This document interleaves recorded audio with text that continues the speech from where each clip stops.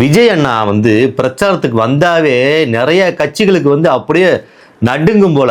என்னன்னா தேர்தல் ஆணையத்தில் போய் வந்து இந்த மாதிரி வந்து சென்னையில் வந்து நான் ஒரு 5 இடத்துல பிரச்சாரம் பண்ண போகிறேன் அப்படின்ட்டு வந்து முறைப்படி வந்து கேட்டிருக்காரு. இதுக்கு வந்து தேர்தல் ஆணையம் வந்து சரி ஓகே அப்படின்னு அனுமதி கொடுத்துருக்குது. ஆனால் இந்த காவல்துறை இருக்காங்களே அவங்க வந்து ரொம்ப போட்டு முட்டுக்கட்டை கொடுத்துருக்காங்க. சரிங்களா? அவருக்கு இன்னும் வந்து அது இதுன்ட்டு நிறைய விஷயம் இது பண்ணிட்டு இருக்காங்க.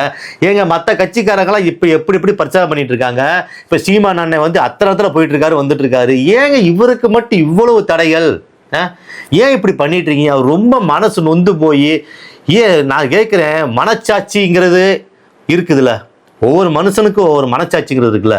போட்டு ஒரு மனுஷனை எத்தனை அடி அடிப்பீங்க? படத்தில் அடிக்கிறீங்க, படம் வெளில வரல, ஏன்னா இப்போ எங்கே போனாலும் பிரச்சாரம் பண்ணக்கூடாதுன்னு சொல்லிட்டீங்க.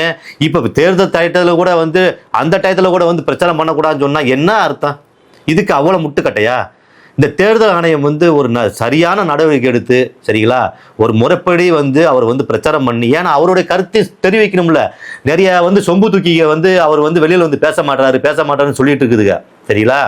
அவர் வந்து பேச விட்டாதானே பேச முடியும்.